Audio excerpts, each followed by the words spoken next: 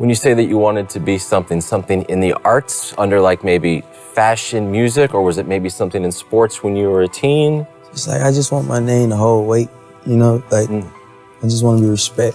His influence and just how he strategically drops. Every one of Carti's peers looks up to him like he don't got to drop any music, and yet the fans still literally salivate at every single snippet. And I've just never seen somebody put in such little effort but reap such major rewards. Playboi Carti is like literally, he's a Kanye of everybody under 27.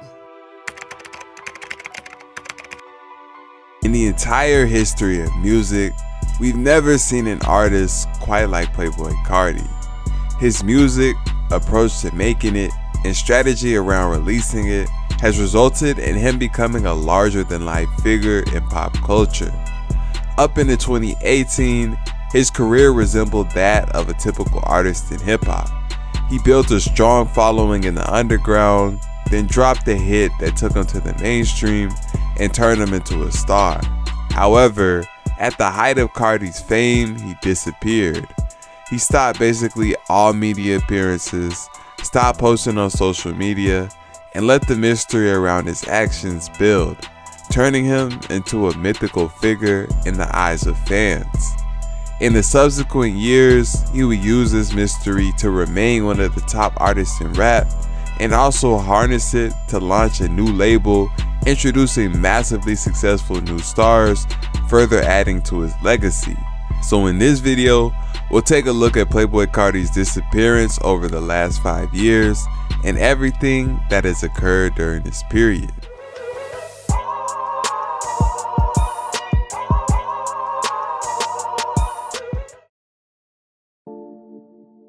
Carti initially began his career in 2011. He used the early years to find his sound and establish his name in the underground. In the years from 2014 to 2016, he began building a crazy buzz.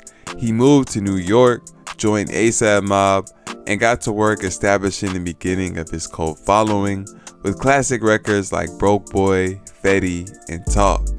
In 2017, he exploded into the mainstream, dropping his self-titled debut album, which featured the mega hit Magnolia, a song that went extremely viral. He also had other huge songs like Woke Up Like This and Look It. Following this release, Carti was a mainstream star.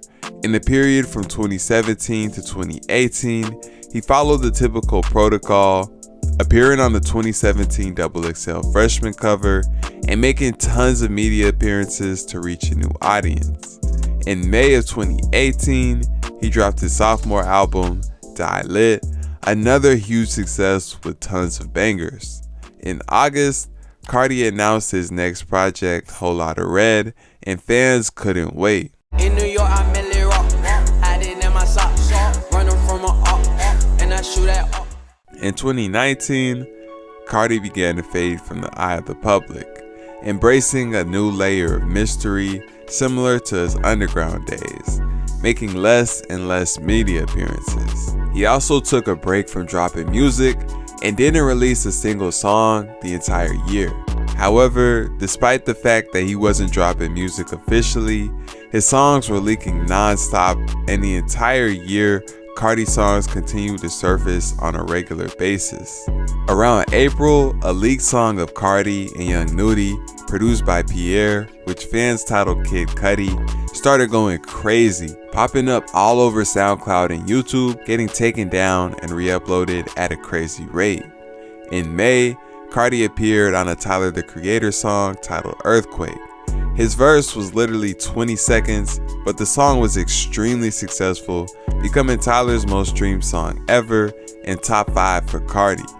For many fans, 2018 to 2019 was the peak era of Carti music. This was when Carti first introduced his signature baby voice, and all of his production was smooth and vibey, but also had energy that matched his laid-back style. The top unreleased songs from this period, like Arm and Leg, Molly, Skeleton, and Cancun, are some of the biggest fan favorites to this day and would have been huge if they were dropped officially. Carti was working on a version of Whole Lotta Red, believed to have contained a lot of these records, and fans refer to this as V1. In late 2019, Carti would tease his V1 version of Whole Lotta Red with several Instagram posts hinting it would be dropping soon. For months, he dropped hints here and there, and fans waited in suspense, but ultimately they would be disappointed because 2019 would end without them having a project. It's widely believed that the rate his music was leaking at played a large role in Carti scrapping the release of the V1 version of Whole Lotta Red. In August, Carti revealed the first hint of his plans for the future, posting a picture on Instagram with the caption Opium. Opium was the name of the label Carti was putting together with his friend Jay, also known as Opium J or Opium Baby. Later in the year, their first signee was Carson, a rapper/producer who was a member of 808 Mafia with a small buzz and a lot of mystery around his name at the time.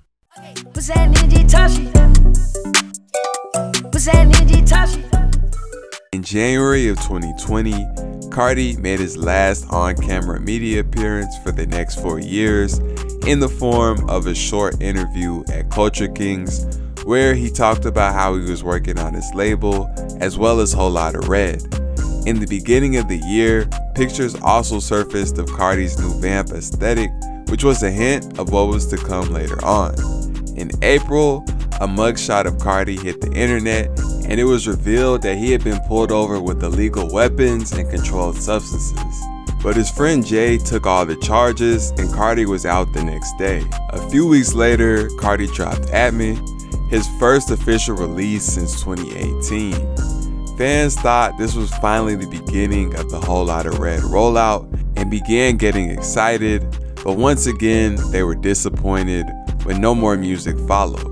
However, the leaks continued, and the era from late 2019 to the first half of 2020 was referred to as V2 and included songs like Homicide, Act Like a Fool, and Trenches, where Carti pushed the baby voice as far as it could go and embraced more angelic production. In May, Carti received a big mainstream look when he appeared on a Drake project featured on a song called Pain 1993. In June, he and Iggy Azalea welcomed their son Onyx into the world. This same month, Carson released a mixtape titled Teen X. Ken still wasn't very known at the time, making the project a moderately quiet release. But the tape had a song called Yale that would blow up in the underground the next year. For those who were tapped in, the tape was a preview of the sound Opium was embracing and what to expect from V3 Carti. Throughout the year, Carti was building up a roster of producers, including names like Outta Town, Starboy, Filthy, Richie Soph, KP Beats, and several others, and all these people would play a large role in the future success the label would see.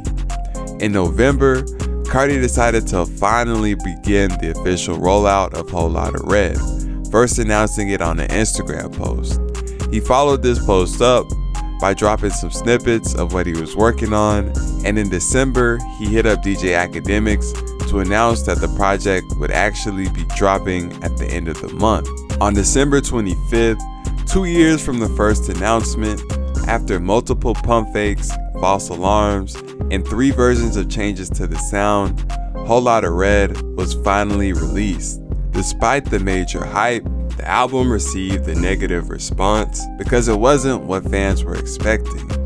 The album was heavily rock-inspired, and the majority of the production was from Carti's new roster of producers. The sound switched from the chill, wavy, melodic vibes of V1 and V2 to a harsh, aggressive, heavy metal influenced approach. Pierre only ended up producing 2 beats on the entire album. A lot of fans were unaware of the changes Carti had been making and were expecting his old sound and the Pierre beats that had been a huge part of the V1 era. The new rock-inspired vamp music and the V3 version of Whole Lotta Red caught people off guard, and many rejected it at first. However, despite initial backlash, the album grew on fans and people began embracing it and eventually labeling it a classic. Tens and pack 'em up inside, we high as shit. Yeah, we high as shit. Yeah. In 2021, Carti's focus was mainly on growing the label. However, in May, he was featured on a song called Mr. Rage that was a huge record and extremely impactful on the emerging rage movement. This movement would really take over this year, and one of Carti's artists would play a big role in this. Carson went into the year with new attention due to the fact that he had been a part of Whole Lotta Red, producing the song Bino. In January, he dropped T-Next Relapsed, continuing to build his momentum, and in May, he dropped Project X, his breakout tape. In summer of 2021, he began blowing up, and his song Yale from 2020 started going crazy, racking up tons of views. By the end of the summer, he was one of the biggest artists in the rage genre and an up-and-coming star.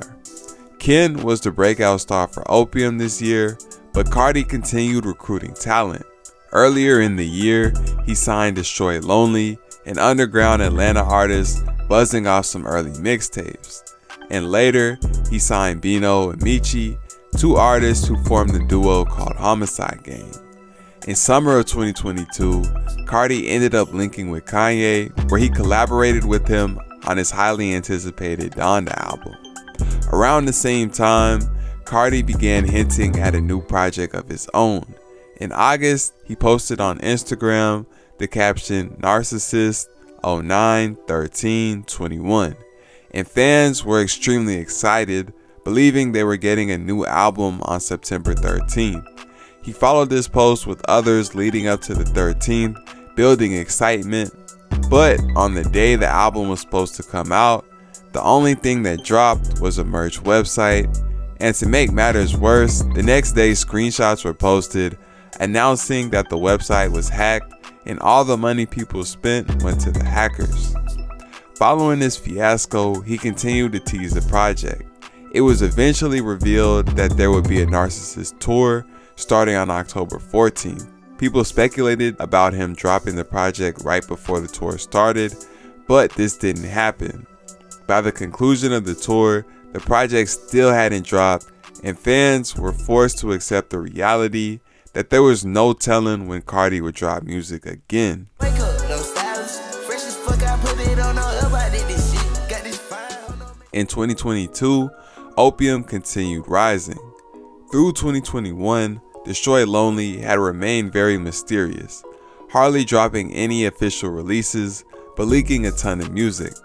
He had also appeared on the Narcissist tour, and by 2022, the fans were ready for him to officially drop. In August, he released his debut project on Opium, No Stylist, and the project lived up to expectations, doing numbers and catapulting Destroy Lonely's career forward. At the same time Lone's career was exploding, Carson continued rising as well, and the two collaborated frequently and became arguably the best dynamic duo in rage. In July, Ken dropped X, another successful project, further adding to the success of Opium. At the end of the year, Homicide Gang, the last artist signees, experienced their first big success on a song called Lifestyle that blew up. All of his Opium artists were seeing extreme success, but Carti himself remained relatively quiet this year. However, he did end up doing one off-camera interview with XXL where he talked about the process of starting Opium and how he found and signed all his artists. He also announced the title of the new album he was working on was Music, but he didn't give any information on when it would be dropping. Going into 2023, all the Opium artists continued their crazy trajectories. Lone dropped If Looks Could Kill, another extremely successful project that took him to another level of fame. Later in the year, Carson dropped A Great Chaos, seeing crazy success, especially on the songs Fighting My Demons and Jennifer's Body.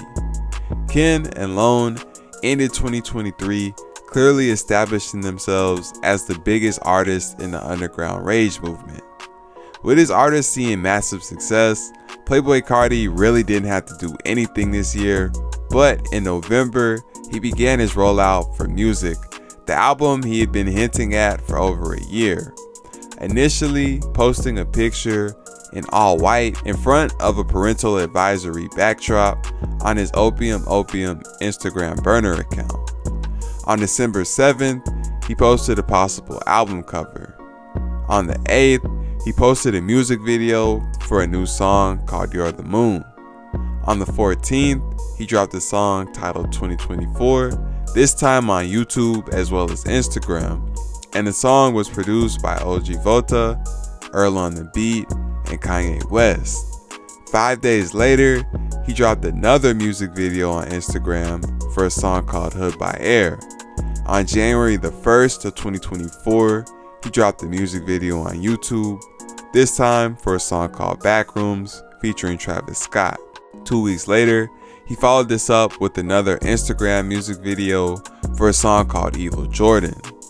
On February 5th, Carti made an appearance on an Adin Ross kick stream, which was his first media appearance on video in almost 4 years, and it got the entire internet talking. Carti showed up in a mask, was given $2 million in exchange for doing the stream, barely answered any of Adin's questions, and left after 6 minutes. Bro, I got some cash for you. Yeah, a little gift from me to you. You know, it's a good amount of money in here. You know, it's a lot amount of money in here. I got you, bro. From me to you. Yeah, I got you, bro. How was your day today? What'd you do?